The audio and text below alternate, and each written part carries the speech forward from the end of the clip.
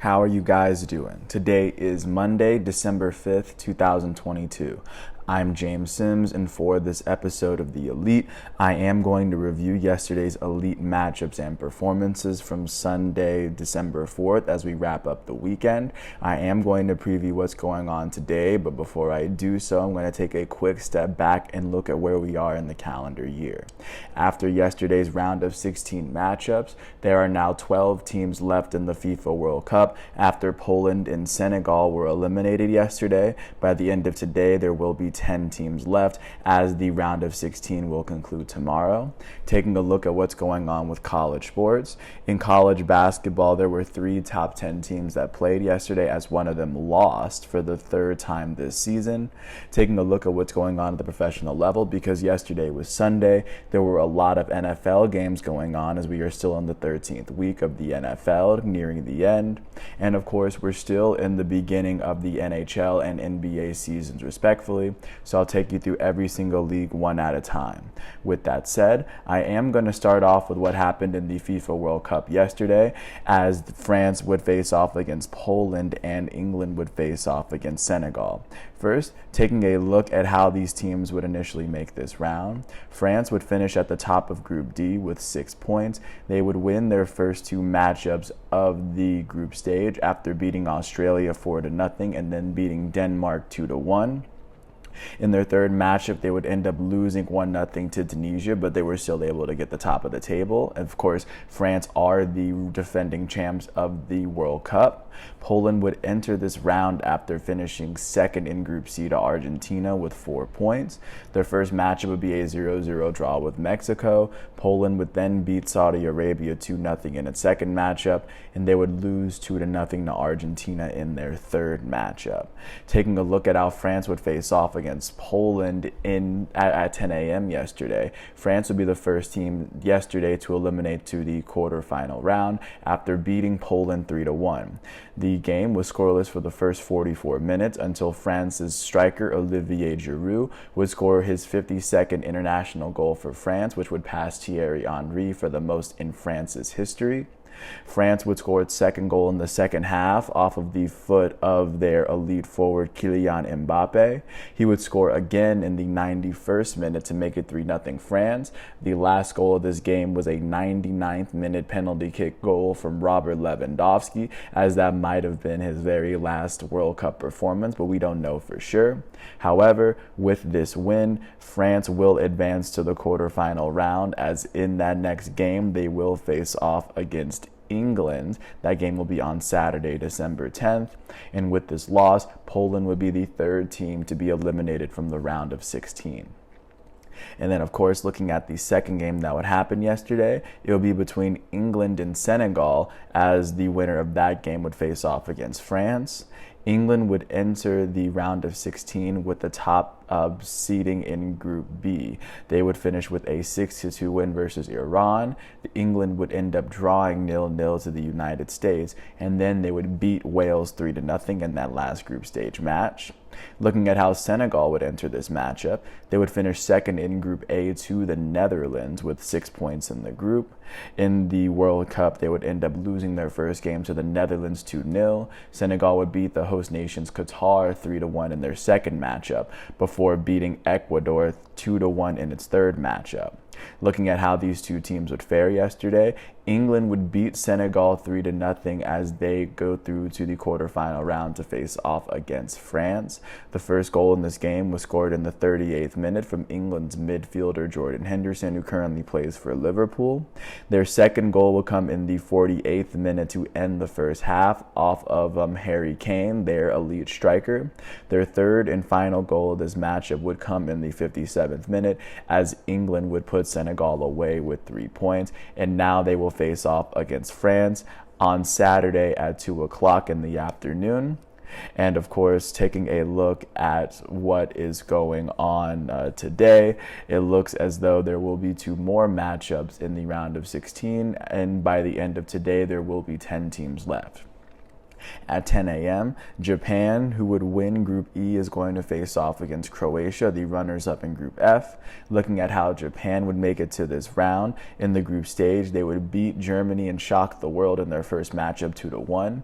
Japan would lose 1-0 to Costa Rica to add some suspense, before Japan would come from behind and beat Spain in their third matchup with a 4-minute brace in the second half to shift the momentum in their favor. Croatia would finish second in Group F as they had 5 points in the group. Their 3 match days would first see them draw 0-0 with Morocco. They would beat Canada 4-1 for their only win of the World Cup before drawing 0-0 with Belgium. And of course, the winner of this matchup will face off against the winner between Brazil and South Korea in the afternoon today. Brazil would make it into this round after finishing in the top of Group G with 6 points after they won their first 2 games. In the first round, or at least in the group stage round, Brazil would beat Serbia 2-0 before beating Switzerland 1-0. In Brazil's final game of the group stage, they would lose 1-0 to Cameroon. And then, of course, looking at South Korea, they would finish runners-up in Group H with 4 points, the same amount as Uruguay, but they would advance over Uruguay in terms of goal differential. In the group stage, South Korea would draw with Uruguay 0-0. They would end up losing their second matchup to Ghana, and with their backs against the wall, they would beat Portugal 2-1, most notably off their 91st minute goal from Hwang Hee-chan off the assist of Song Heung-min. And of course, the winner of this Brazil and South Korea matchup will face off against the winner between Japan and Croatia. And so that is what the FIFA World Cup is looking like, as there are 12 teams left. Taking a look at what's going on here in the U.S., starting off with college sports. In college basketball, the highest ranked team that played yesterday would be the 4th ranked Arizona Wildcats. 4th ranked Arizona would beat unranked Cal 81-68 as Arizona picked up his first Pac-12 win this year. Arizona would win this game by 13 at home after outscoring Cal by 9 in the first half. The 4th ranked Wildcats would be led in scoring by their starting forward Azuolas Tubelis. Their junior out of Lithuania would finish with 25 points. He would also have 12 rebounds in 33 minutes. He shot 9 for 18 from the field as he made all 6 of his free throws. With this win, 4th ranked Arizona is 7-1 this season. Their 1-1 record in the Pac-12 ties them with Washington, Oregon State, and Oregon for what is now the 5th best record in the conference. With this loss, unranked Cal is 0-9 to start their season. Their 0-2 Pac-12 record ties them with Stanford, Washington State, and Colorado for the worst record right now. Looking at the 5th ranked team in the nation, the Purdue Boilermakers would host the unranked Minnesota Golden Gophers, as both of these teams would play their first Big Ten matchup this year. Purdue would remain undefeated after beating Minnesota 89-70 at home. They won this game by 19 after outscoring the Golden Gophers by 15 in the first half. On the winning end of this matchup, the 5th ranked Boilermakers were led in scoring by their starting center out of Toronto, their 7-footer Zach Edey. He would go on and finish with 31 points and 22 rebounds in 30 minutes. He shot 11 for 23 from the field and 9 for 10 from the free throw line. Purdue starting guard Fletcher Loyer would finish with 20 points and 8 assists in 28 minutes. He would shoot 7 for 11 from the field, 2 for 4 from 3. He would make all 4 of his free throw attempts on the night. With this win, the 5th ranked Purdue Boilermakers are 8-0. Their 1-0 Big Ten record is tied with Maryland, Northwestern, and Rutgers for the best in the conference. With this loss, unranked Minnesota is holding on to a 4-4 record. They are 0-1 in the Big Ten. They are tied at the bottom with Michigan State, Illinois, and Indiana for right now. Moving on to the highest ranked team to lose yesterday, the 7th ranked Creighton Blue Jays would host the unranked Nebraska Cornhuskers from within their state. Nebraska would beat Creighton 63-53 on the road. They would win by 10 after outscoring Creighton by 8 in the second half. On the losing end of this matchup, the 7th ranked Creighton Blue Jays would be led in scoring by their guard off the bench, Francisco Farabello. He finished with 16 points in 22 minutes. He shot 5 for 10 from the field, 5 for 9 from 3. He would make his only free throw attempt on the night. Creighton starting center Ryan Kalkbrenner had 10 points and 10 rebounds in 32 minutes. He shot 5 for 8 from the field. Creighton starting guard Baylor Shireman had 10 points, 11 rebounds, 5 assists, and 4 steals in 32 minutes. He shot 4 for 12 from the field. And on the winning end of this matchup, the visiting Nebraska Cornhuskers were led in scoring by their starting forward Derek Walker. Nebraska's senior out of Kansas City, Missouri, would go on and finish with 22 points as well as 8 rebounds in 23 minutes. He shot 11 for 16 from the field. Nebraska's starting guard Sam Griesel finished with 18 points, 12 rebounds, 7 assists, and 2 steals in 39 minutes. He shot 7 for 13 from the field. He would make his only three-pointer of the day as he shot 3 for 5 from the free throw line. With this win, the unranked Nebraska Cornhuskers are 6-3, and with this loss, the 7th-ranked Creighton Blue Jays are also holding a record of 6-3 through their first 9 games. Looking at the 13th ranked team in the nation, the Tennessee Volunteers would host the unranked Alcorn State Braves. Tennessee would beat Alcorn State 94-40 on their home court, as they would win this game by 54 after outscoring Alcorn State by 27 in the first half and 27 in the second half, outscoring Alcorn State in both halves. On the winning end of this matchup, the 13th ranked Volunteers were led in scoring by their starting forward Olivier Nkamwa. Their senior from Finland would finish with 20 points on the day. He would also finish with 6 assists in 25 minutes. He shot 6 for 9 from the field. He made his only three-pointer of the day as he shot a perfect 7 for 7 from the free throw line. The Tennessee Volunteers would see all 5 of their starters and 1 player off the bench finish with a double-digit amount of points. With this win, 13th ranked Tennessee is 7-1, and with this loss, the unranked Alcorn State Braves are 3-6 through their first 9 games. Looking at the 18th ranked team in the nation, the UNC Tar Heels would face off against the unranked Virginia Tech Hokies at Virginia Tech. Virginia would go on and beat North Carolina in their first ACC game, 80-72. Virginia would beat UNC by 8 at home after outscoring the Tar Heels by 10 in the first half. On the losing end of this matchup, the 18th ranked UNC Tar Heels were led in scoring by their starting forward, Pete Nance, their starting guards as well, RJ Davis and Caleb Love, as they all led 18 points. Pete Nance had 18 points and 10 rebounds in 37 minutes. He shot 6 for 13 from the field and 5 for 6 from the free throw line. North Carolina's guard, RJ Davis, had 18 points and 2 steals in 36 minutes. He would shoot 6 for 11 from the field and 6 for 7 from the free throw line. North Carolina's guard, Caleb Love, had 18 points in 31 minutes. He shot 5 for 10 from the field, 2 for 5 from 3, and 6 for 9 from the free throw line. On the winning end of this matchup, the unranked Virginia Tech Hokies were led in scoring by their starting forward, Justin Mutz. Their senior from Millville, New Jersey, would finish with 27 points, as well as 11 rebounds and 5 turnovers in 38 minutes. He would shoot 12 for 16 from the field. He would make his only three-pointer on the day. He would make both of his free throws as well. With this win, the unranked Virginia Tech Hokies are holding on to an 8-1 record this year.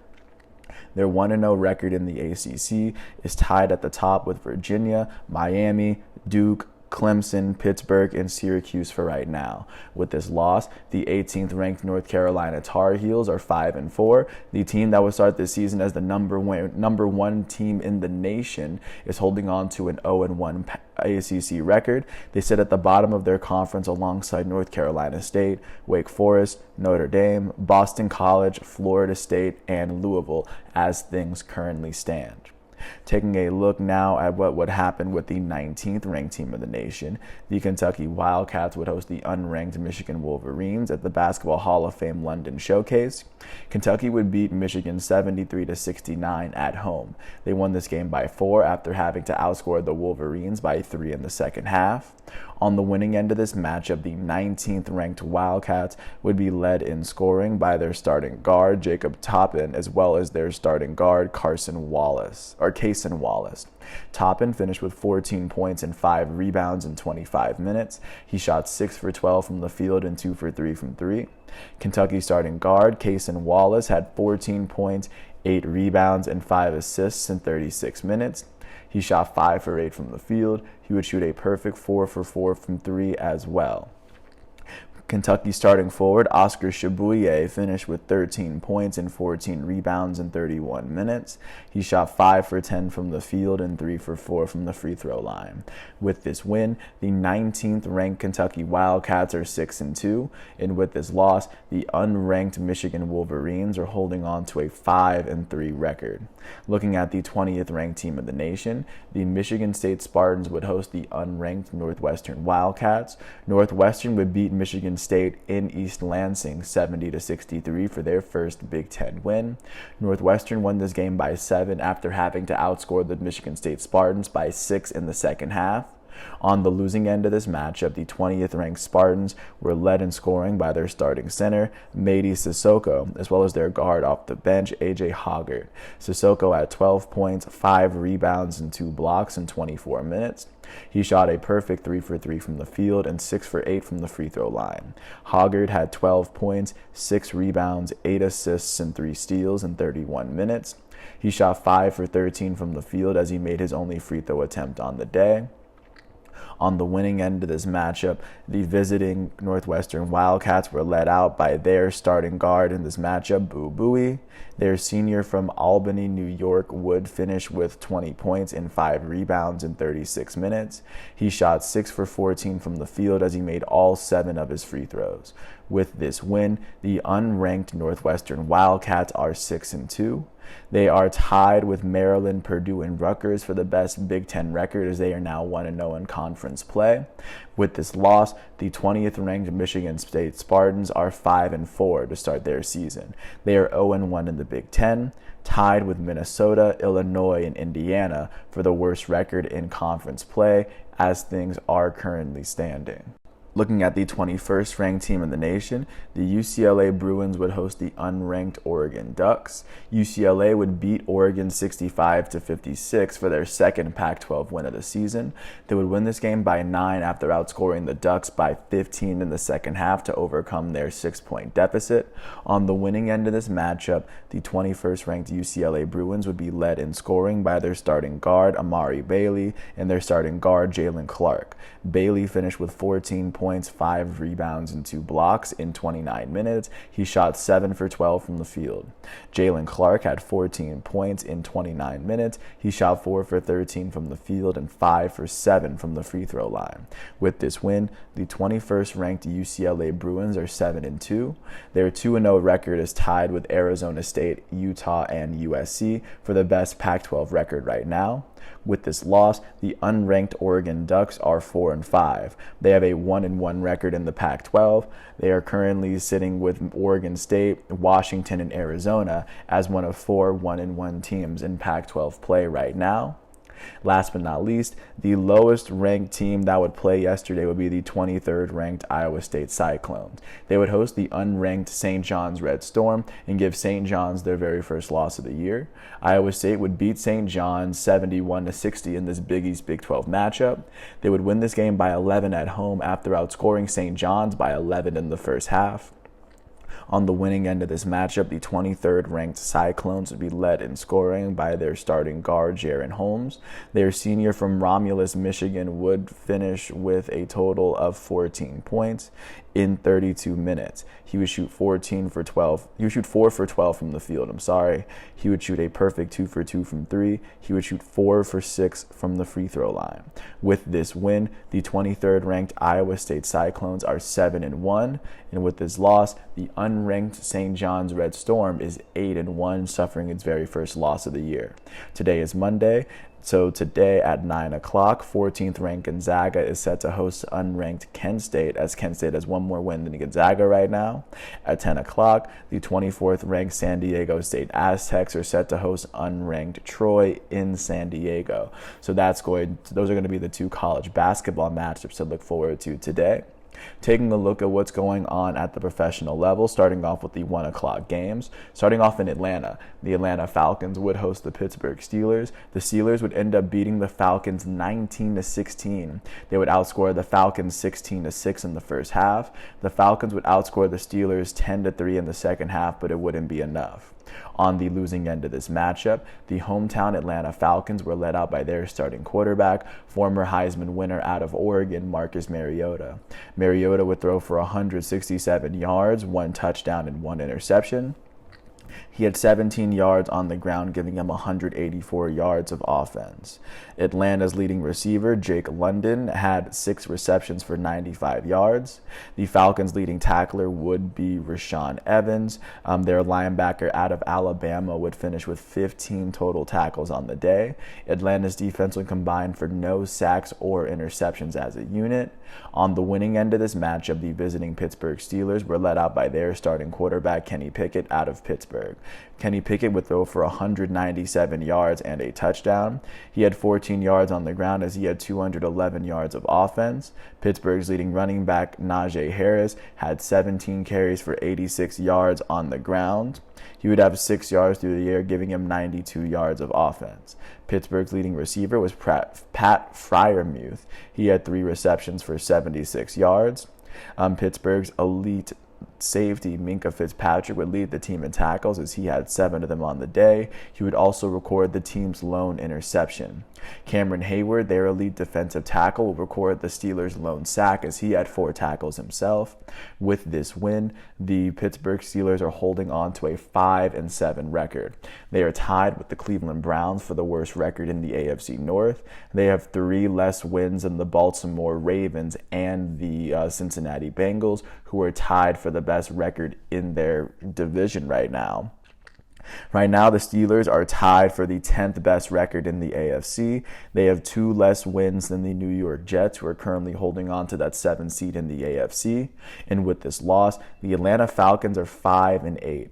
They are holding on to the 2nd best record in the NFC South, as they currently have 2 more losses than the Tampa Bay Buccaneers.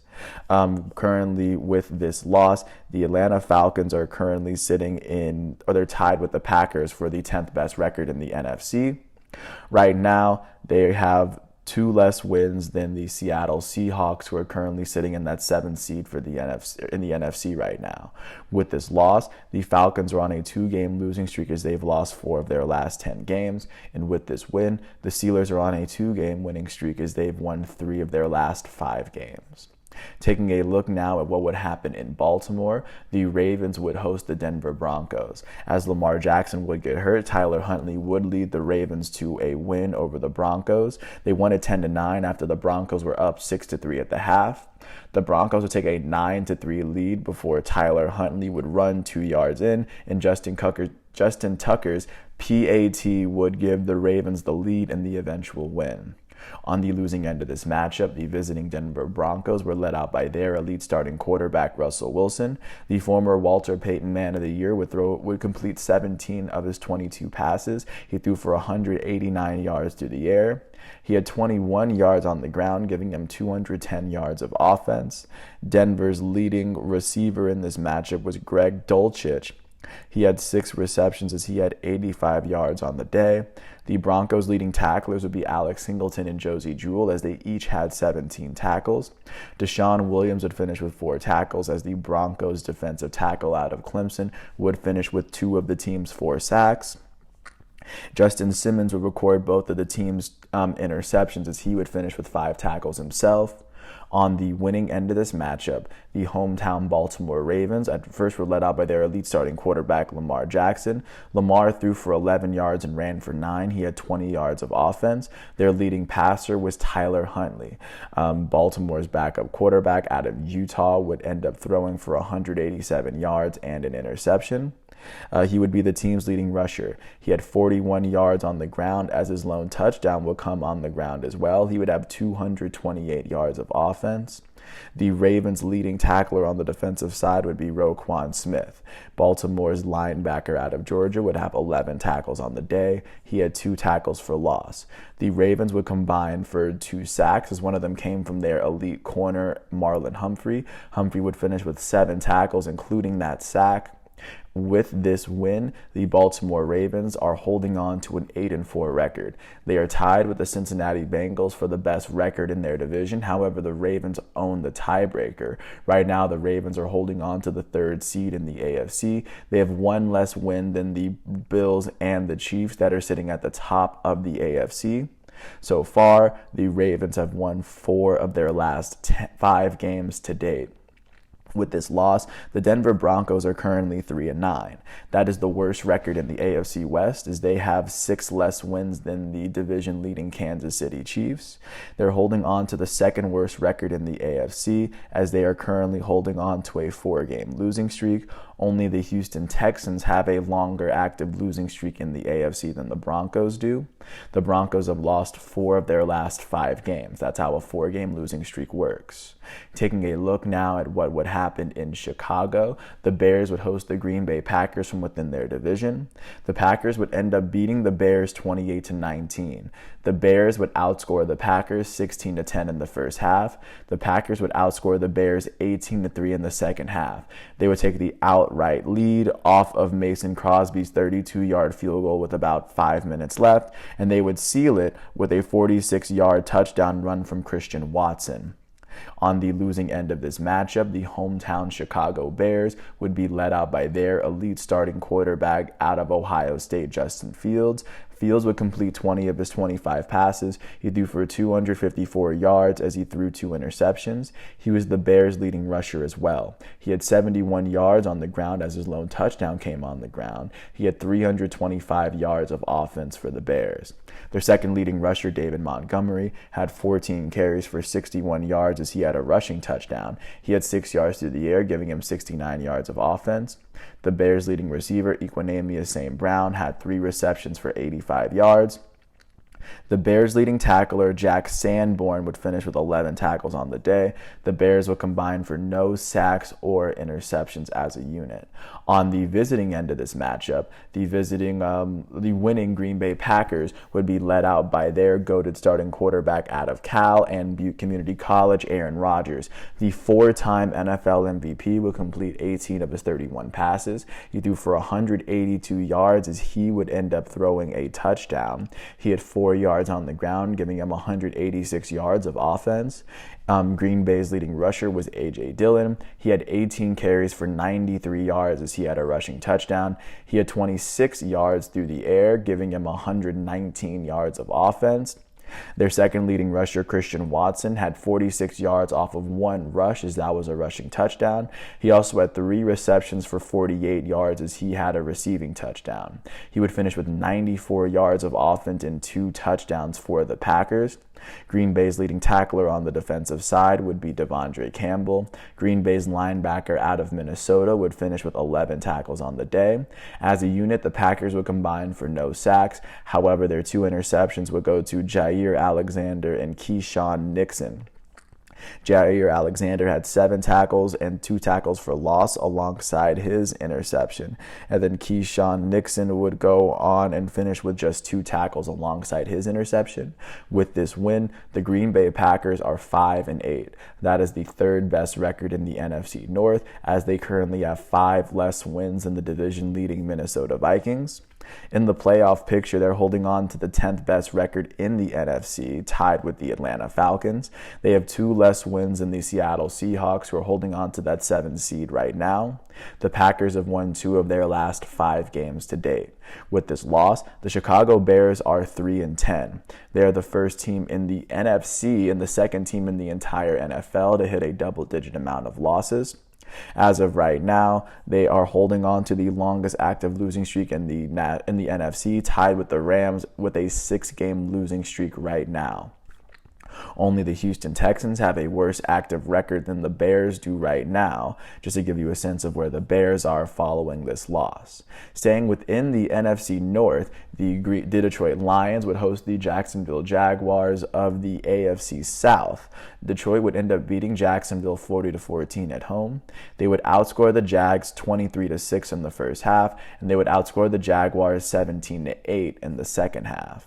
On the losing end of this matchup, the visiting Jaguars were led out by their young elite starting quarterback, Trevor Lawrence. Their number one overall pick out of Clemson would complete 17 of his 31 passes. He would throw for 179 yards as he threw a touchdown. He had 32 yards on the ground, which would give him 211 yards of offense.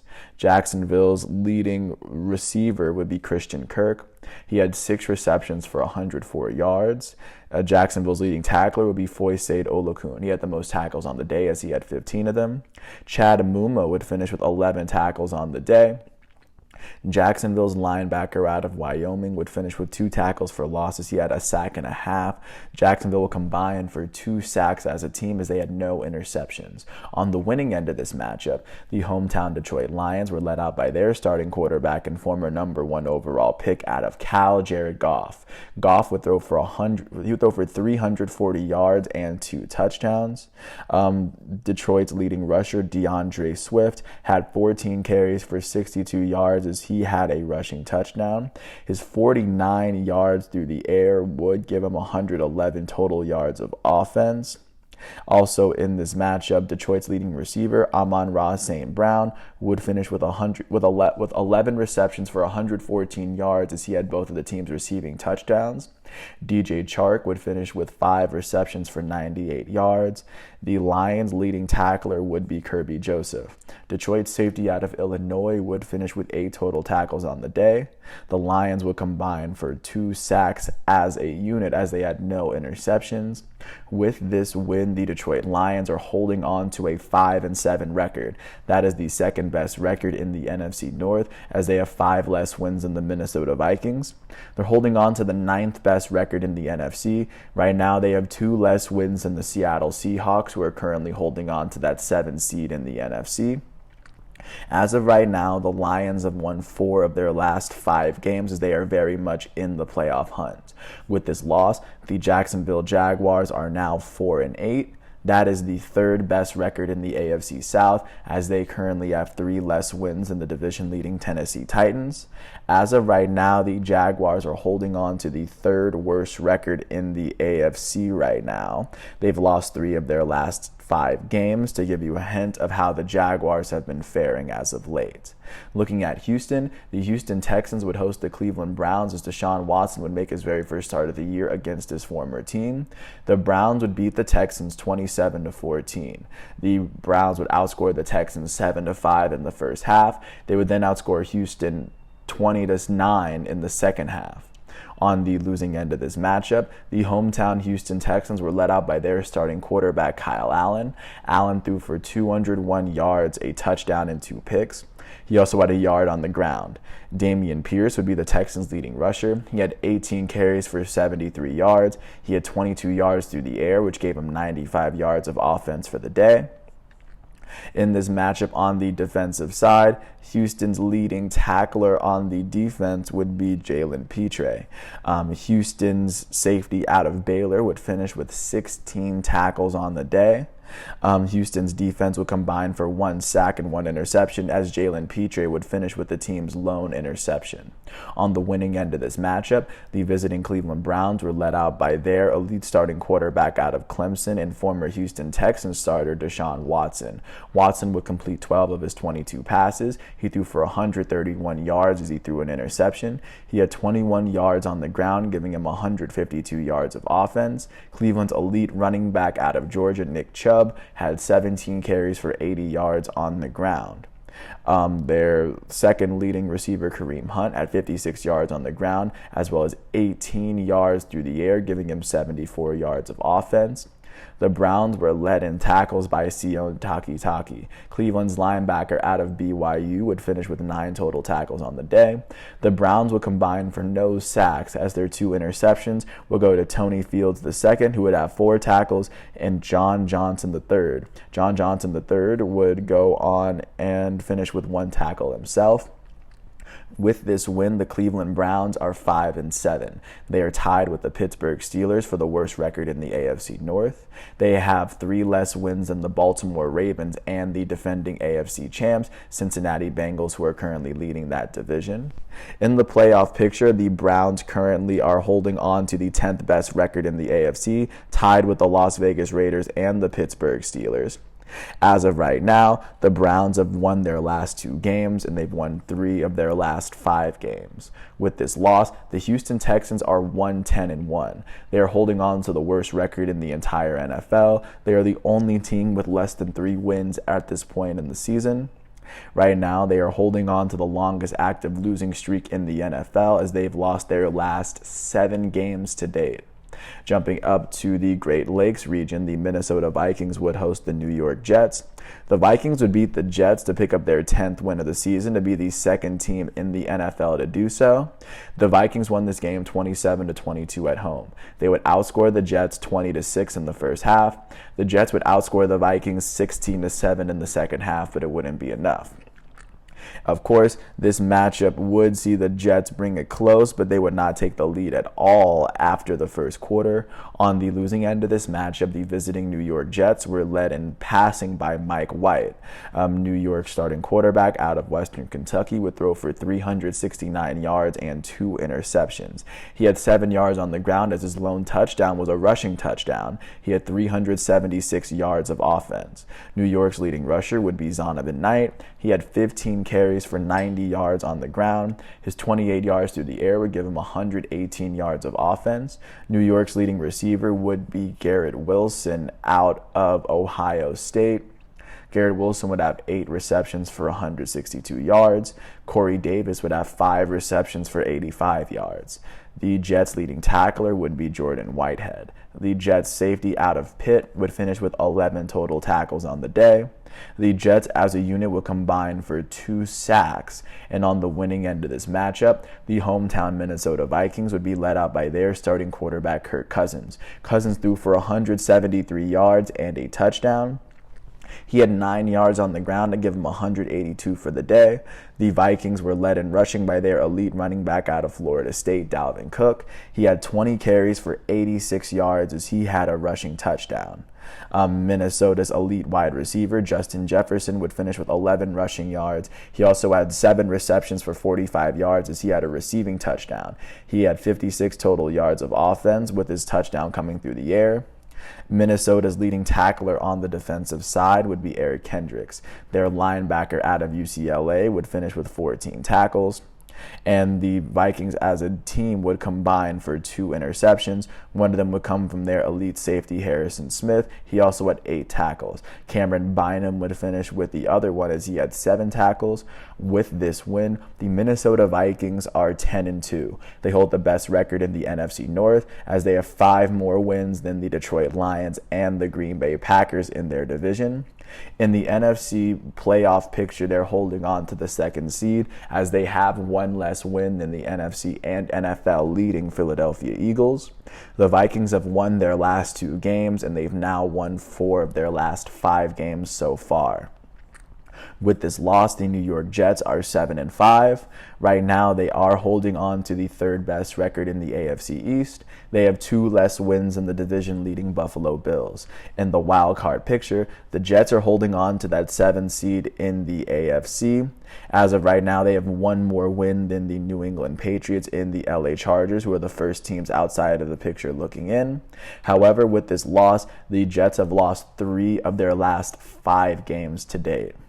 Looking at the other New York team, the New York Giants would host the Washington Commanders in New Jersey. This game would end up in a 20-20 tie. Both teams would be tied at the half, 13-13. Both teams would score a touchdown. It would be the Commanders who forced overtime with Taylor Heinicke's 28-yard touchdown pass to Jahan Dotson with about 2 minutes left. Both teams would have their chances, as the Giants kicker in this game, Graham Gano, would miss the game-winning opportunity in overtime. On the visiting end of this tie, the Washington Commanders were led out by their starting quarterback, Taylor Heinicke. Their starting quarterback out of Old Dominion would end up throwing for 275 yards and 2 touchdowns. He had 6 yards on the ground, giving him 281 for the day.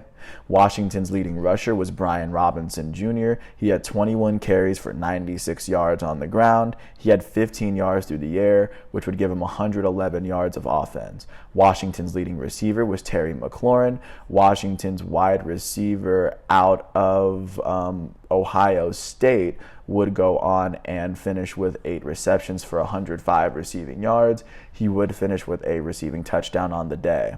Their third leading receiver, Jahan Dotson, would finish with 55 receptions for 54 yards as he had a receiving touchdown. Their second leading receiver, Curtis Samuel, had 6 receptions for 63 yards. He had 23 rushing yards, so he had 86 total yards of offense for the day. The Commanders' leading tackler would be Cameron Curl.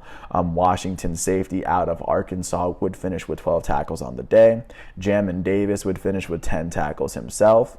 The Commanders would see 2 sacks come from Daron Payne, their defensive tackle out of Alabama. As a unit, the Commanders would combine for 4 sacks, as neither team was able to get an interception. On the home side of this matchup, the New York Giants were led out by their starting quarterback out of Duke, Daniel Jones. Daniel Jones threw for 200 yards as he threw a touchdown. He would also be the team's leading rusher. He had 71 yards on the ground. He had 271 yards of offense. The Giants' elite running back out of Penn State, Saquon Barkley, had 18 carries for 63 yards as he had a rushing touchdown. His 18 yards through the air would give him 81 yards of offense. New York's leading receiver, Darius Slayton, had 6 receptions for 90 yards. On the defensive side of the ball, the Giants were led in tackles by Julian Love. Their safety out of Notre Dame would finish with 12 tackles. The Giants as a unit will combine for 5 sacks from 5 different players. And with this tie, the New York Giants are holding on to the 3rd best record in the NFC East at 7-4-1. They have 4 less wins than the division-leading Philadelphia Eagles, and they're currently holding on to that 6th seed in the NFC right now. So far, they've only won 1 of their last 5 games, as one of those 5 games was also a tie. With this tie, the Washington Commanders are 7-5-1. They're holding on to the worst record in the NFC East, as they also have 4 less wins than the Philadelphia Eagles. With 1 more win than New York, the Commanders are holding on to that 8th seed. They are the 1st seed outside of the NFC looking in, as they just have 1 more tie than the Seahawks. That's literally the difference. The Commanders have won 3 of their last 5 games, and one of those games would also be a tie as well. Taking a look at what would happen outside of this draw, moving to Philadelphia, the Philadelphia Eagles would beat the Tennessee Titans at home 35-10, as the Eagles would win their 11th game in their first 12 games this season. On the losing end of this 35-10 matchup, the Tennessee Titans were led out by their starting quarterback, Ryan Tannehill. Tannehill threw for 141 yards and a touchdown. He would also be the team's leading rusher. He had 34 yards on the ground. He had 175 yards of offense. Tennessee's leading receiver would be Chigoziem Okonkwo. He had 4 receptions for 68 yards. Tennessee's leading tacklers would be Trey Avery, Kevin Byard, and Monty Rice. They each had 7 tackles. Tennessee would combine for 2 sacks as a unit. And on the winning end of this matchup, the Philadelphia Eagles would be led out by their starting quarterback and former Heisman winner out of Oklahoma, Jalen Hurts. Hurts would throw for 380 yards and 3 touchdowns. He had 12 yards on the ground and he would have a rushing touchdown. He had 392 yards of offense alongside his 4 touchdowns. Philly's leading receiver would be A.J. Brown. He would go on and finish with 8 receptions for 119 yards as he had 2 receiving touchdowns. Philly's elite wide receiver and former Heisman winner out of Alabama, Devontae Smith, would have 5 receptions for 102 yards. He had a receiving touchdown. The Eagles were led in tackles by Nakobe Dean and T.J. Edwards. Josh Sweat out of FSU would go on and finish with 2 sacks for the Eagles. He would finish with 4 tackles on the day. The Eagles would combine for 6 sacks as a unit, and with this win, the Philadelphia Eagles are now holding on to an 11-1 record. That is the best record in the NFC East, as they have 2 more wins than the second-place Dallas Cowboys. Right now, they have 1 more win than the second seed in the NFC, the Minnesota Vikings, at the moment. Right now, the Eagles are holding on to a 3-game winning streak. Only the San Francisco 49ers have a longer active winning streak in the NFC. The Eagles have won 4 of their last 5 games to date. And with this loss, the Tennessee Titans are 7-5. They are holding on to the best record in the AFC South despite losing by 25. They are sitting with 3 more wins than the Indianapolis Colts and the Jacksonville Jaguars, who are in 2nd and 3rd place in their division respectively. Right now, the Titans are holding on to that 4th seed in the AFC. They have 2 less wins than the Bills and the Chiefs, who are sitting at the very top of the AFC. Right now, the Tennessee Titans are on a 2-game losing streak. They've lost 3 of their last 5 games to date. Moving on to what's going on in LA, the defending Super Bowl champs, LA Rams, would drop to 3-9 after losing to the Seahawks 27-23. The visiting Seahawks would outscore the Rams 14-13 in the first half. They would then outscore the Rams 13-10 in the second half, and what would be a close game. The Rams would take the lead with less than 3 minutes left. The Seahawks would go on and win this game with about 30 seconds left off of an 8-yard touchdown pass from Geno Smith to their elite wide receiver, DK Metcalf. On the losing end of this matchup, the hometown defending Super Bowl champs, LA Rams, were led out by their starting quarterback, John Wolford. Their starting QB out of Wake Forest would throw for 178 yards and 2 interceptions. LA's leading rusher, Cam Akers, would have 17 carries for 60 yards. He had 2 rushing touchdowns. LA's leading tackler would be Darion Kendrick. LA's corner out of Georgia would finish with 10 total tackles on the day. Bobby Wagner, LA's elite linebacker, would finish with 7 tackles as he had 2 sacks and an interception for the day. Also for LA, the Rams defensive tackle out of Brown, Michael Hope, sorry if I completely butchered the name, would finish with 2 sacks on the day amongst his 3 tackles for LA. On the winning end of this matchup, the visiting Seattle Seahawks were led by their starting quarterback, Geno Smith. Smith threw for 367 yards, he threw 3 touchdowns, and he threw an interception for the team. He would run for 3 yards. He had 370 yards total. Seattle's leading receiver would be Tyler Lockett. Their starting wide receiver out of Kansas State would finish with 9 receptions for 128 yards. He had a receiving touchdown. Seattle's elite wide receiver out of Ole Miss, DK Metcalf, would finish with 8 receptions for 127 yards. He had a receiving touchdown as well. The Seahawks would be led in tackles by Jordan Brooks. Their linebacker out of Texas Tech would finish with 9 tackles as he had a sack. Seattle's Uchenna Nwosu, their linebacker out of USC, would go on and finish with 4 tackles as he had 2 of the team's 4 sacks. The team's 2 interceptions would go to Cody Barton and Tariq Woolen. Barton had 7 tackles, and so did Tariq Woolen. With this win, the Seattle Seahawks are 7-5 this year. They are holding on to the second best record in the NFC West. They have 1 less win than the San Francisco 49ers right now. In the NFC playoff picture, the Seahawks are holding on to that 7th seed. As of right now, they have 4 less wins in the NFC leading Philadelphia Eagles. Right now, they are serving as the gate into the playoffs, as they just have the only difference between them and the 8th seed Commanders is that the Commanders have tied their most recent game. The Seahawks have won 3 of their last 5 games to date, and with this loss, the defending champs LA Rams are 3-9. That is the 2nd worst record in the NFC, and it is tied currently with the Denver Broncos for the 3rd worst record in the NFL. In the NFC West, they have 5 less wins than the division leading San Francisco 49ers. The Rams are holding on to a 6-game losing streak. They are tied with the Chicago Bears for the longest active losing streak in the NFC. Only the Houston Texans have a longer active losing streak in the NFL than the defending champs Los Angeles Rams. Looking at the team that's winning the NFC West, the San Francisco 49ers would extend their winning streak to 5 after beating the Miami Dolphins at home 33-17. They would outscore the Dolphins 17-10 in the first half and then 16-7 in the second half. On the losing end of this matchup, the visiting Miami Dolphins were led out by their elite starting quarterback out of Alabama, Tua Tagovailoa. Tua would end up completing 18 of his 33 passes. He threw for 295 yards as he threw 2 touchdowns and 2 interceptions. The Dolphins were led in receiving by their elite wide receiver out of West Alabama, Tyreek Hill. He had 9 receptions for 146 yards as he had a receiving touchdown.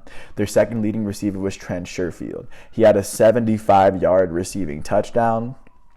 On the defensive side for the Dolphins, Christian Wilkins and Jerome Baker would finish with 12 tackles each. Jerome Baker would finish with half of a sack. The Dolphins, as a defensive unit, would combine for 4 sacks as their elite corner, Xavier Howard, would have the team's lone interception.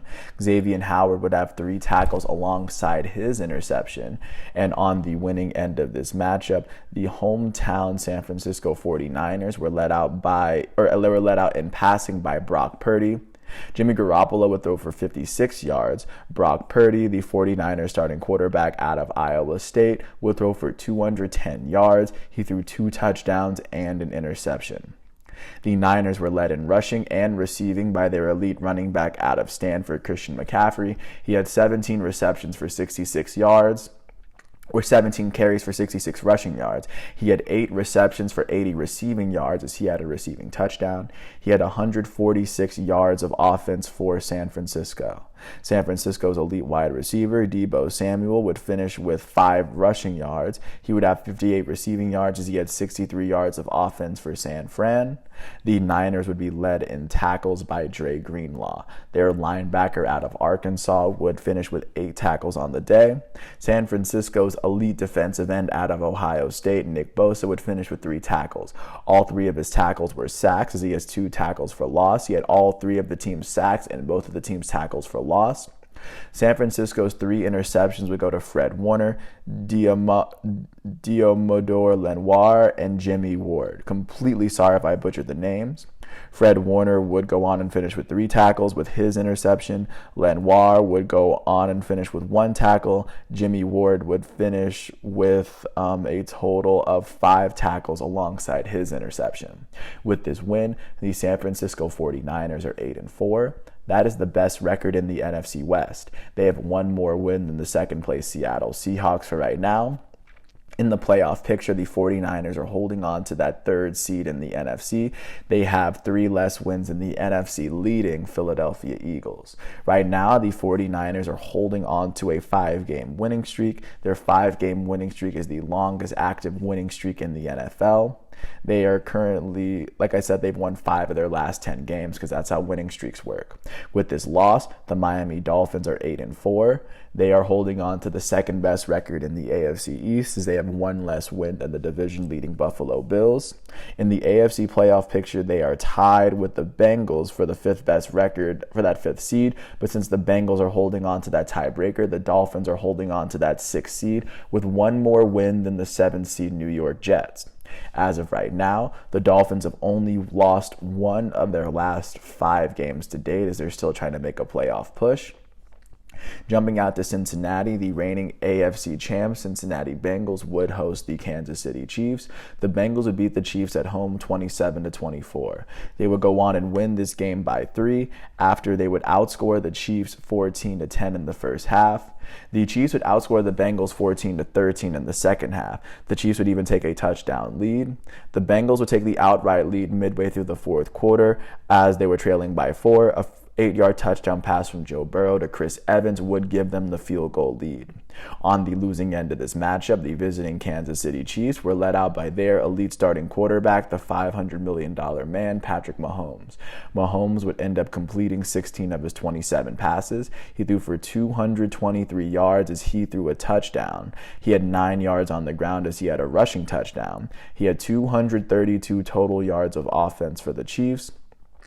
Kansas City's leading rusher, Isaiah Pacheco, would finish with 4 carries for 66 yards. He would finish with a rushing touchdown. He had 16 yards through the air to give him 82 yards of offense. Kansas City's second leading rusher, Jerick McKinnon, had 51 yards on the ground. He had 9 yards through the air as he had a receiving touchdown. He had 60 yards of offense. Through the air, the Chiefs' elite tight end, Travis Kelce, had 4 receptions for 56 yards. On the defensive side of the ball, the Chiefs would be led in tackles by Nick Bolton. Their linebacker out of Mizzou would finish with 16 total tackles on the day. On the winning end of this matchup, the hometown Cincinnati Bengals were led out by their starting quarterback, the former Heisman winner and national champ out of LSU, Joe Burrow. Joe Burrow would throw for 286 yards and 2 touchdowns. The former number 1 overall pick would also rush for 46 yards and a touchdown as well. He would go on and finish with 332 total yards of offense for Cincinnati, as he would be responsible for 3 touchdowns. Cincinnati's leading rusher would be Samaje Perine. He had 21 carries for 106 yards. He had 49 yards through the air, giving him 155 yards of offense. Cincinnati's elite wide receiver out of LSU, Jamar Chase, had 7 receptions for 97 yards. The Bengals' leading tackler on the defensive side would be Jesse Bates III. Their safety out of Wake Forest would finish with 8 tackles on the day, as Cincinnati would combine for 2 sacks as a unit. With this win, the Cincinnati Bengals are holding on to an 8-4 record. They are tied with the Baltimore Ravens for the best record in the AFC North. However, since the Ravens are holding that tiebreaker, the Bengals are holding on to the 5th seed, as they are also sitting even with the Miami Dolphins for the 5th best record in the AFC. The Bengals are on a 4-game winning streak right now. They are holding on to the longest active winning streak in the AFC. Only the San Francisco 49ers have a longer active winning streak than the Bengals do. The Bengals have won 4 of their last 5 games. That's how a 4-game winning streak works. And with this loss, the Kansas City Chiefs are 9-3. That is the best record in the AFC West still, as they have 3 more wins than the second-place LA Chargers. Right now, the Buffalo Bills have the tiebreaker over the Chiefs, as they both are tied for the best record in the AFC. So right now, the Chiefs are holding on to that 2nd seed, having lost only 1 of their last 4 games. Only the Philadelphia Eagles and the Minnesota Vikings have an outright better record than the Kansas City Chiefs at this point in the season in the NFL. Jumping out to Las Vegas, in the AFC West, the Las Vegas Raiders would host the LA Chargers. The Raiders would beat the Chargers 27-20 as the Raiders extend their winning streak to 3 games. The Raiders would get outscored 13-10 in the first half by the Chargers. The Raiders would outscore the Chargers 17-7 in the second half. They would take the outright lead in this game off of Derek Carr's 31-yard touchdown pass to Davante Adams to start the 3rd quarter. On the losing end of this matchup, the visiting LA Chargers were led out by their elite starting quarterback out of Oregon, Justin Herbert. Herbert completed 28 of his 47 passes. He threw for 335 yards, as he did throw a touchdown through the air. He had 7 yards on the ground, giving him 342 yards of offense. LA's leading rusher, Austin Eckler, had 10 carries for 35 yards. He would then go on and finish with 67 yards through the air. He would finish with 102 yards of offense. The Chargers' elite wide receiver, Keenan Allen, had 6 receptions for 88 yards, as he had the team's lone receiving touchdown. Gerald Everett would finish with 5 receptions for 80 yards. On the defensive side of the ball for the Chargers, they were led in tackles by Nasir Adderley, Bryce Callahan, and their elite defensive back, Derwin James, out of Florida State. They would each finish with 6 tackles for the Chargers. As a unit, the Chargers combined for no sacks. Their lone interception would come from Bryce Callahan. Alongside with his team high 6 tackles, he would have a 26-yard pick 6.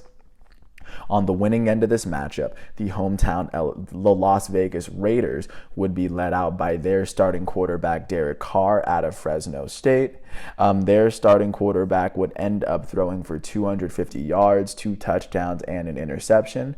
The Raiders' elite running back out of Alabama, Josh Jacobs, had 26 carries for 144 yards, as he had a rushing touchdown. His 6 yards through the air would give him 150 yards of offense. The Raiders' elite wide receiver Davante Adams out of Fresno State would go on and finish with 8 receptions for 177 yards. He would finish with 2 touchdowns for the Raiders. On the defensive side of the ball, the Raiders would be led in tackles by Nate Hobbs. Their cornerback out of Illinois would finish with 8 tackles on the day. The Raiders' defensive end, Chandler Jones out of Syracuse, would finish with 6 tackles as he had 3 sacks for himself. The Raiders would combine for 5 sacks as a unit. With this win, the Las Vegas Raiders are holding on to a record of 5-7. In the AFC West, they're holding on to the 3rd best record. They have 4 less wins than the division-leading Kansas City Chiefs. In the playoff picture, they have 2 less wins than the 7th seed New York Jets. As of right now, the Raiders are on a 3-game winning streak. Only the Cincinnati Bengals have a longer active winning streak in the AFC. The Raiders have won 3 of their last 5 games. With this loss, the Los Angeles Chargers are 6-6. They are currently holding on to the 2nd best record in the AFC West. They have 3 less wins than the division-leading Kansas City Chiefs. In the playoff picture, they are sitting even with the Patriots as they just sit 1 win behind the New York Jets, who are holding on to that 7th seed in the AFC. As of late, the Chargers have lost 3 of their last 5 games. Last but certainly not least, jumping out to the Sunday night matchup in Dallas, the Cowboys would host the Indianapolis Colts and run away with a 54-19 win. The Cowboys would outscore the Colts 21-13 in the second half. The Colts would outscore the Cowboys 6-0 in the third quarter. Going into the third quarter with a 2-point deficit, it was only 21-9. The Cowboys would shut the Colts out 33-0 in the fourth quarter to run away with the game off of 5 touchdowns. They would see a 2-point conversion failed and a PAT blocked.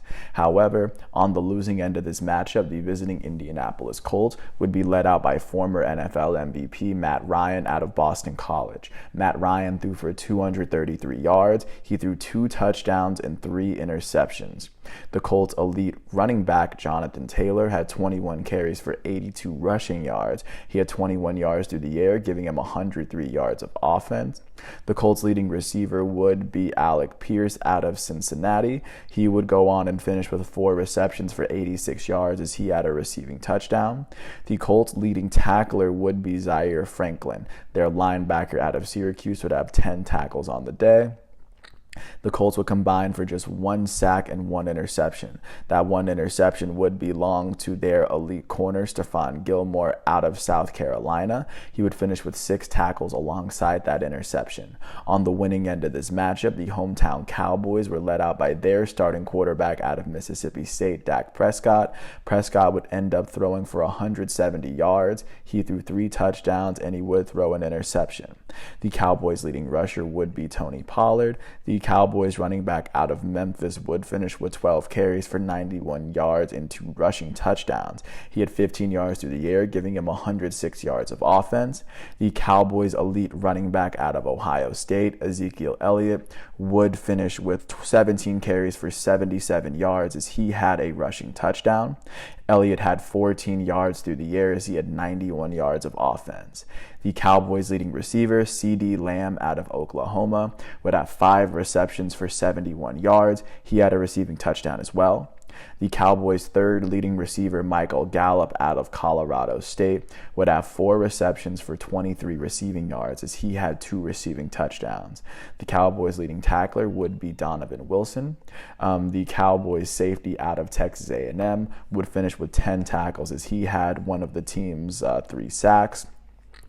DaRon Bland would finish with 2 of the team's interceptions as he had 8 tackles for himself, and Malik Hooker would have an interception as well as he had 2 tackles. With this win, the Dallas Cowboys are 9-3. They're holding on to the 2nd best record in the NFC East as they have 2 less wins than the division-leading Philadelphia Eagles. In the playoff picture, the Cowboys are holding on to that 5 seed as they have the top wild card seed. They're holding on to the 3rd best record in the NFC as a whole. Right now, they have 2 more wins than the Giants, who are in that 2nd wild card spot. The Cowboys are on a 3-game winning streak right now. Only the San Francisco 49ers have a longer active winning streak in the NFC.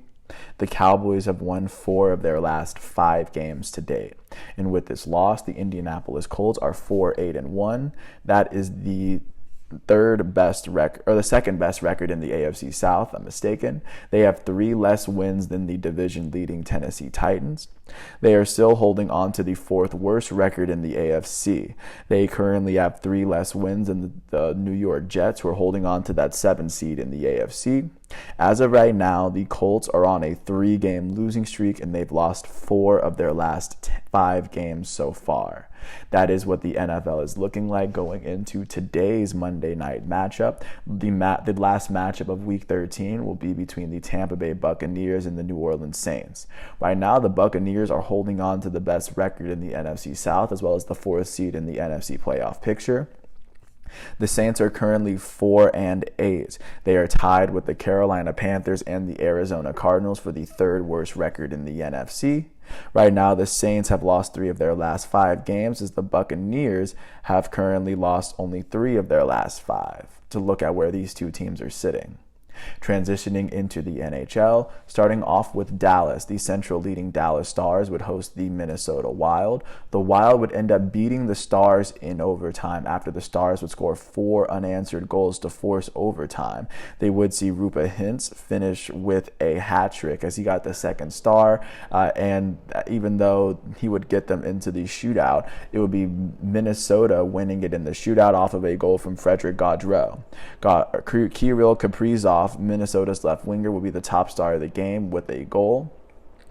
Like I said, Roope Hintz, Dallas's center, would be the 2nd star with a hat trick. Dallas's left winger, Jason Robertson, out of Michigan, would finish with a goal and an assist. With this shootout win, the Minnesota Wild are holding on to a record of 13-9-2. Their 28 points through 24 games is the 3rd best record in the Central Division. They are sitting 5 points behind the division leading Dallas Stars. The Minnesota Wild are holding on to a 4-game winning streak. Their 4-game winning streak is the longest active winning streak in the Western Conference. They're tied with the Carolina Hurricanes for the longest active winning streak in the NHL as well. With this loss, the Dallas Stars are 14-6-5. Their 33 points through 25 games is still the best record in the Central Division. They sit 2 points ahead of the 2nd place Winnipeg Jets, even though they picked up a win, or they're a point off of their overtime loss. Their 5 overtime losses are the most in the Western Conference right now. They also sit 4 points behind the Pacific Division leading Golden Knights in the race for the Western Conference. As of right now, the Stars have lost 5 of their last 10 games. 4 of those 5 losses would come in overtime or later. Looking at what would happen in Winnipeg, the Jets would host the Anaheim Ducks. The Ducks would come in with the worst record in the entire NHL. The Jets would end up beating the Ducks 5-2. After the Ducks would take a 2-0 lead, the Jets would score 5 unanswered to win the game, taking the outright lead in the 3rd period off of Morgan Barron's 2nd goal of the season. The top star would go to Winnipeg's center out of Colorado, Michael Eyssimont. Sorry if I completely butchered the name. Winnipeg's defender Nate Schmidt would finish with a goal and an assist as he had the 2nd star of the game. With this regulation win, the Winnipeg Jets are holding on to a 15-7-1 record. As of right now, the Winnipeg Jets, 31 points in 23 games, is the 2nd best standing in the Central Division. They sit 2 points behind the division-leading Dallas Stars. The Jets have won 7 of their last 10 games to date, and with this loss, the Anaheim Ducks are 6-17-3. Their 15 points through 26 games is the worst standing in the entire NHL right now. The closest team are the Chicago Blackhawks and the Columbus Blue Jackets, as well as the Arizona Coyotes, as they have 3 more points than the Ducks. In their Pacific Division, the Ducks are sitting 22 points behind the division-leading Vegas Golden Knights. The Ducks are holding on to a 6-game losing streak, which is the longest active losing streak in the entire NHL as things currently stand. The Ducks have lost 9 of their last 10 games. Jumping out to Columbus, Ohio, the Blue Jackets would enter yesterday's game with the worst record in the East as they hosted the Detroit Red Wings. The Red Wings would end up beating the Blue Jackets 4-2 after the Red Wings would score the first 3 goals of the game. The top star would go to Detroit's center out of Ann Arbor, Michigan, Andrew Kopp, as he finished with a goal and the top star. Detroit's defender Filip Hronek out of the Czech Republic would finish with the second star as he had 2 assists. Columbus's center Boone Jenner would finish with assists on both goals as he had the third star of the game. With this win, the Detroit Red Wings are holding on to a 12-7-5 record. Their 29 points through 24 games is the 4th best record in the Atlantic Division. They sit 11 points behind the division-leading Boston Bruins. As of right now, they've won 5 of their last 10 games to date. With this loss, the Columbus Blue Jackets are holding on to an 8-13-2 record. As of right now, their 18 points through 23 games is the worst standing in the entire Eastern Conference. Only the Anaheim Ducks have a worse record in the entire NHL than the Columbus Blue Jackets do. The Blue Jackets are sitting 25 points behind the division-leading New Jersey Devils in their division. The Blue Jackets have lost 6 of their last 10 games to date. Jumping out to Buffalo, the Buffalo Sabres would host the San Jose Sharks from the other coast. The Sabres would end up beating the Sharks 6-3. The Sharks would take a 2-1 lead in the first period. The Sabres would end up scoring 4 unanswered goals from the second to the third period on. They took the outright lead off of Jeff Skinner's 12th goal of the season. The top star would go to Buffalo's center Dylan Cousins out of Whitehorse. He would go on and finish with 3 assists on the day. Buffalo's right winger Jack Quinn out of Ontario would finish with 2 goals himself, and Buffalo's defender Rasmus Dahlin would finish with 2 assists. With this win at home, the Buffalo Sabres are holding on to an 11-13-1 record. Their 23 points through 25 games is the second worst standing in the Atlantic Division. The Sabres are currently sitting 17 points behind the division-leading Boston Bruins. Right now, the Sabres have won 4 of their last 5 games to date. With this loss, the San Jose Sharks are 8-16-4. That is the second worst standing in the Pacific Division as they sit 17 points behind the division-leading Vegas Golden Knights. The San Jose Sharks are on a 3-game losing streak. Only the Coyotes and the Ducks have longer active losing streaks in the West. The Sharks have lost 8 of their last 10 games. Last but not least, from yesterday's matchups, the New York Islanders would host the Chicago Blackhawks, and they would shut the Blackhawks out 3-0, with all 3 of the Islanders' goals coming in the second period. The top star of this game would be New York's goalie Semyon Varlamov out of the USSR. He would go on and finish with 21 saves on the day as he allowed no goals. With this shutout win, the New York Islanders are holding on to a 16-10-0 record. Their 32 points in 26 games is the 3rd best standing in the Metropolitan Division. The Islanders are sitting 9 points behind the division-leading New Jersey Devils. As of right now, they've won 6 of their last 10 games to date. With this loss, the Chicago Blackhawks are 7-13-4. Their 18 points in 24 games is tied with the Arizona Coyotes for the worst record in the Central Division. Only the Anaheim Ducks have a worse record than the Chicago Blackhawks in the West. As of right now in their division, the Blackhawks are trailing the division-leading Dallas Stars by 15 points.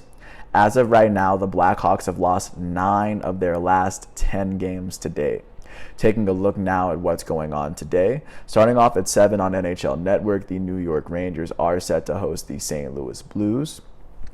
Additionally, outside of the primetime game at 7 o'clock, the Boston Bruins, who are leading the Atlantic Division, are set to host the Pacific Division leading Vegas Golden Knights. At the same time, the Philadelphia Flyers are set to host the defending champs Colorado Avalanche. At 8:30, the Edmonton Oilers are going to host the Washington Capitals. At 9 o'clock, the Calgary Flames are going to host the Arizona Coyotes. And then at 10:30, the Vancouver Canucks are set to host the Montreal Canadiens. Jumping to the NBA, starting off with what would happen in New Orleans, the Pelicans would host the Denver Nuggets. The Pelicans would go on and beat the Denver Nuggets in this matchup 121-106. The Pelicans would go on to win this game by 15 at home after they would outscore the Nuggets by 7 in the third and then by 9 in the fourth, outscoring them by 16 in the second half. On the losing end of this matchup, the visiting Denver Nuggets would be led in scoring by their elite starting center, the reigning back-to-back MVP in this NBA, Nikola Jokic. Their elite center would finish with 32 points, 16 rebounds, 9 assists, and 2 steals in 37 minutes. Jokic shot 13 for 19 from the field, 1 for 4 from 3, and 5 for 9 from the free throw line. On the winning end of this matchup, the hometown New Orleans Pelicans would be led in scoring by their point guard off the bench, Jose Alvarado, out of Georgia Tech. He will go on and finish with 38 points, 3 rebounds, and 2 assists in 27 minutes. He shot 12 for 19 from the field, 8 for 11 from 3, and 6 for 7 from the free throw line. New Orleans' elite starting power forward out of Duke, Zion Williamson, finished with 25 points, 6 rebounds, and 4 assists in 36 minutes. He shot 9 for 17 from the field and 7 for 11 from the free throw line. With this win, the New Orleans Pelicans are holding on to a record of 15-8. They're holding on to the second best record in the West as they sit a full game behind the Western Conference leading Phoenix Suns. The Pelicans are holding on to a 4-game winning streak.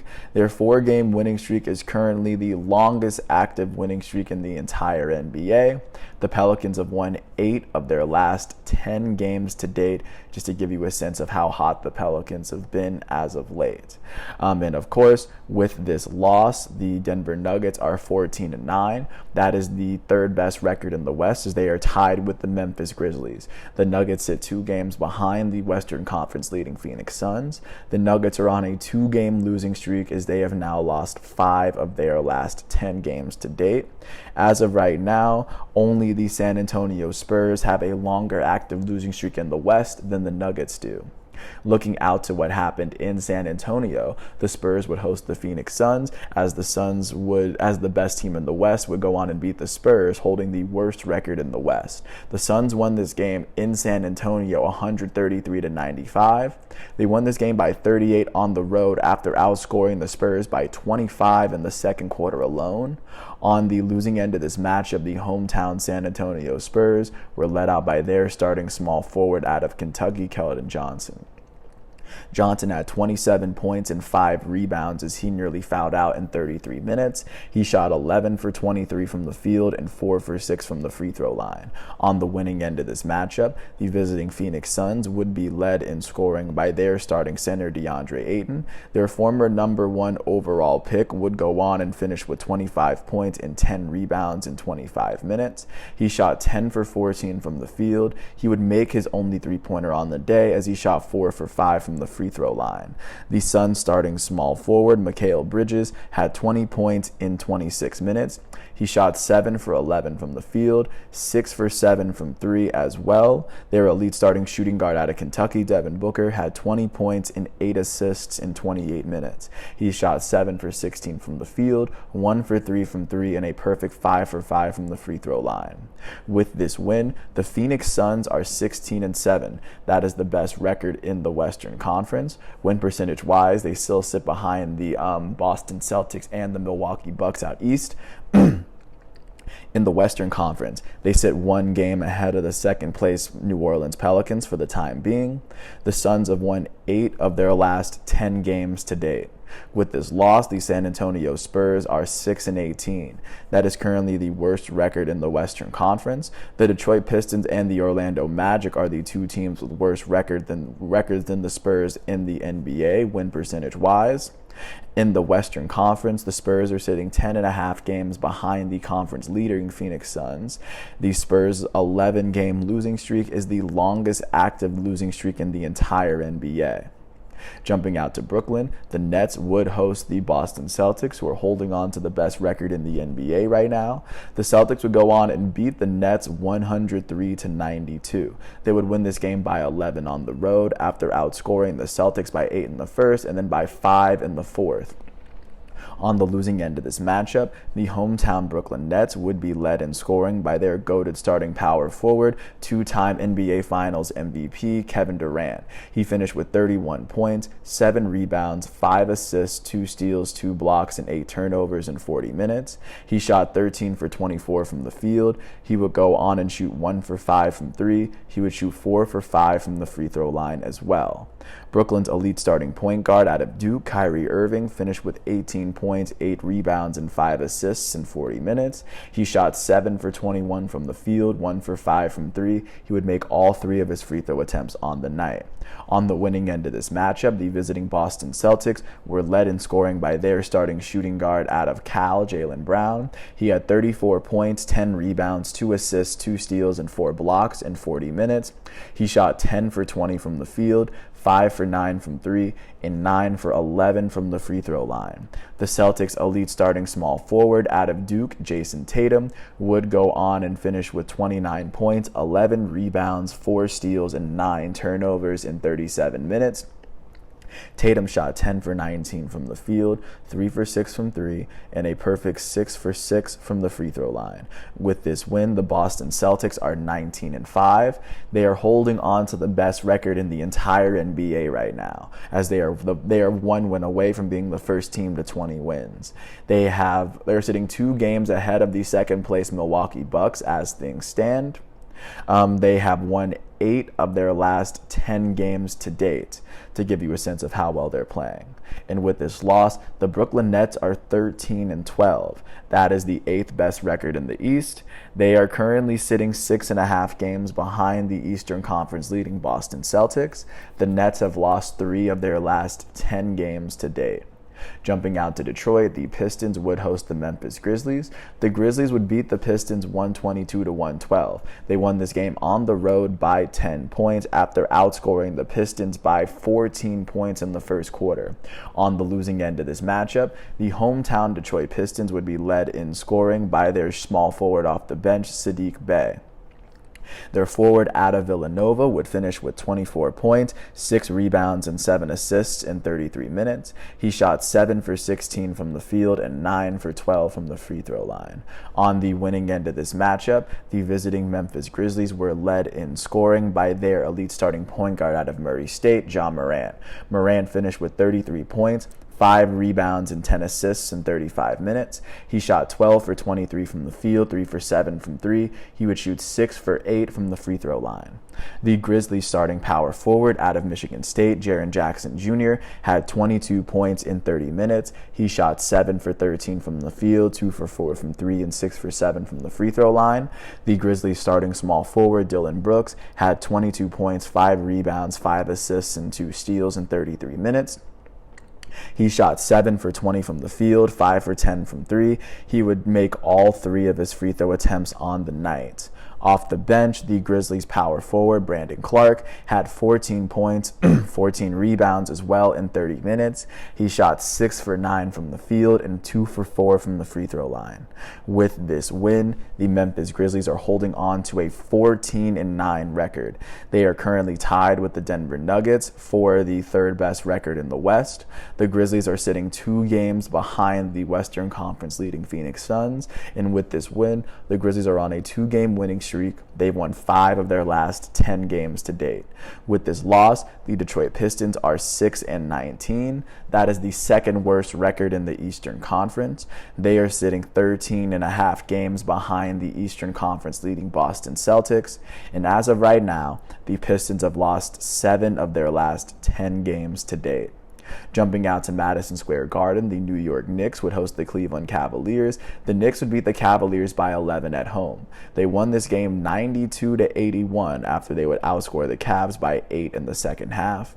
On the losing end of this matchup, the visiting Cleveland Cavaliers were led in scoring by their elite shooting guard, Donovan Mitchell. He had 23 points, 4 rebounds, and 5 assists in 40 minutes. He shot 8 for 22 from the field, 2 for 11 from 3, as he shot 5 for 6 from the free throw line. The Cavaliers starting power forward Evan Mobley had 11 points, 10 rebounds, and 4 blocks in 39 minutes. He shot 4 for 9 from the field and 3 for 5 from the free throw line. On the winning end of this matchup, the hometown New York Knicks would be led in scoring by their starting point guard Jalen Brunson. The former college basketball champ would finish with 23 points in 32 minutes. He shot 7 for 16 from the field, 2 for 4 from 3, and 7 for 8 from the free throw line. With this win, the New York Knicks are 11-13. They are tied with the Washington Wizards for the 10th best record in the East. They sit 8 games behind the Eastern Conference leading Boston Celtics. With this win, the Knicks have won 4 of their last 10 games. With this loss, the Cleveland Cavaliers are 15-9. That is the 3rd best record in the Eastern Conference. They sit 4 games behind the Eastern Conference leading Boston Celtics right now. The Cavaliers have lost 3 of their last 10 games to date. Jumping out to our nation's capital, the Washington Wizards would host the LA Lakers. Yesterday, the Lakers would be the 3rd to last team in the Western Conference to pick up their 10th win this year after they would beat the Wizards 130-119 off the back of a monster performance from Anthony Davis. The Lakers would win this game by 11 on the road after they outscored the Wizards by 12 in the second quarter to take an 18-point lead before the half. On the losing end of this matchup, the hometown Washington Wizards would be led in scoring by their starting center, Kristaps Porzingis. Porzingis had 27 points, 9 rebounds, and 2 steals, all in 34 minutes. He shot 11 for 25 from the field as he would shoot 4 for 6 from the free throw line. Washington's starting small forward, Kyle Kuzma, had 26 points, 7 rebounds, 2 steals, 6 turnovers as he fouled out in 32 minutes. He shot 10 for 21 from the field and 5 for 6 from the free throw line. Washington's elite starting shooting guard, Bradley Beal, finished with 2 points and a rebound in 3 minutes. He would shoot 1 for 1 from the field.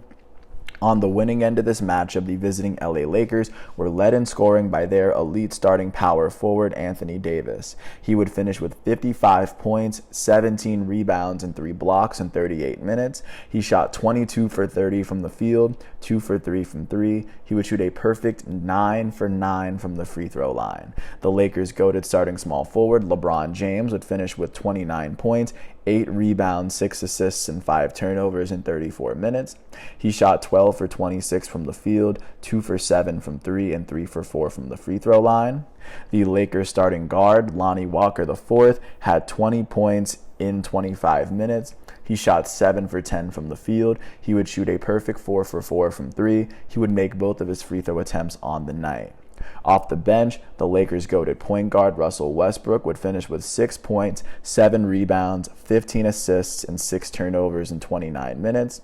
He shot 3 for 8 from the field. With this win, the LA Lakers are 10-12. That is the 4th worst record in the Western Conference. They sit 5.5 games behind the Western Conference leading Phoenix Suns. The Lakers are holding on to a 3-game winning streak right now, only the New Orleans Pelicans have a longer active winning streak in the West. And as of right now, the Lakers have won 8 of their last 10 games so far. With this loss, the Washington Wizards are 11-13. They are tied with the New York Knicks for the 10th best record in the East. The Wizards are sitting 8 games behind the conference leading Boston Celtics. The Wizards are holding on to a 3-game losing streak right now. Only the Orlando Magic have a longer active losing streak in the East, and the Wizards have lost 7 of their last 10 games to date. Jumping out to Sacramento, the capital of California, the Kings would host the Chicago Bulls. The Kings would beat the Bulls 110-101. They won this game by 9 at home after outscoring the Bulls by 13 in the second quarter. On the losing end of this matchup, the visiting Chicago Bulls were led in scoring by their starting shooting guard, Zach LaVine. He had 41 points, 8 rebounds, 2 assists, and 4 steals in 36 minutes. LaVine shot 16 for 28 from the field, 3 for 9 from 3, and 6 for 7 from the free throw line. On the winning end of this matchup, the hometown Sacramento Kings were led in scoring by their shooting guard off the bench out of Kentucky, Malik Monk. Monk had 20 points, 5 assists and 2 steals in 24 minutes. He shot 8 for 16 from the field as he made his only free throw. In their starting lineup, the Kings starting power forward Domantas Sabonis would finish with a triple-double. He had 11 points, 7 rebounds, and 10 assists in 36 minutes.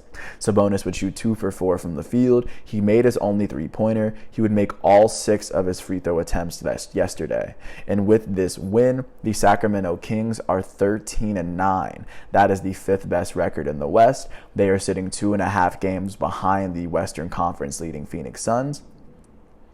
The Sacramento Kings are holding on to a 3-game winning streak. Only the New Orleans Pelicans have a longer active winning streak in the West. And with this loss, the Chicago Bulls are holding on to a 9-14 record. That is the 4th worst record in the Eastern Conference. They are sitting 9.5 games behind the Eastern Conference leading Boston Celtics. The Bulls are holding on to a 3-game losing streak. Only the Magic have a longer active losing streak in the East. The Bulls have lost 7 of their last 10 games so far. Last but not least, jumping out to the American Pacific Northwest, the Portland Trail Blazers would host the Indiana Pacers. The Trail Blazers would beat the Pacers at home 116-100. They won this game by 16 after outscoring the Pacers by 14 in the third quarter. On the losing end of this matchup, the visiting Indiana Pacers were led in scoring by their starting center out of Texas, Miles Turner. Turner would finish with 24 points and 9 rebounds in 28 minutes. He shot 10 for 17 from the field. He would shoot 3 for 6 from 3, and he would make his only free throw attempt on the day. The Pacers starting shooting guard, Buddy Hield, finished with 22 points and 11 rebounds in 38 minutes. He shot 8 for 17 from the field. He would shoot 4 for 9 from 3, and he would shoot 2 for 3 from the free throw line. On the winning end of this matchup, the hometown Portland Trail Blazers would be led in scoring by their starting small forward, Jeremy Grant. Their small forward out of Syracuse would go on and finish with 28 points and 5 rebounds in 33 minutes. Grant shot 9 for 21 from the field. He would shoot a perfect 7 for 7 from the free throw line. The Trailblazers starting shooting guard, Anthony Simons, had 22 points and 6 assists in 36 minutes. He shot 8 for 14 from the field, 5 for 9 from 3, as he made his only free throw attempt on the night. The Trailblazers' elite starting point guard, Damian Lillard, had 21 points, 4 rebounds, and 6 assists in 32 minutes. He shot 7 for 16 from the field, 5 for 10 from 3. He would make both of his free throw attempts on the night. Portland starting shooting guard and former college basketball national champ Josh Hart had 11 points, 10 rebounds, and 3 steals in 33 minutes. He shot 5 for 8 from the field. With this win, the Portland Trailblazers are 13-11. They are tied with the Los Angeles Clippers and the defending champs, the Golden State Warriors, for the 6th best record in the West. The Blazers are sitting 3.5 games behind the Western Conference leading Phoenix Suns. The Trailblazers are on a 2-game winning streak as they've won 3 of their last 10 games to date. With this loss, the Indiana Pacers are 12-11. They are tied with the Philadelphia 76ers and the Toronto Raptors for the 5th best record in the East. As of right now, the Pacers are sitting 6.5 games behind the conference leading Boston Celtics. The Pacers are on a 3-game losing streak. Only the Orlando Magic have a longer active losing streak in the Eastern Conference. The Pacers have lost 5 of their last 10 games to date. That's everything from yesterday, and taking a look at what's going on today.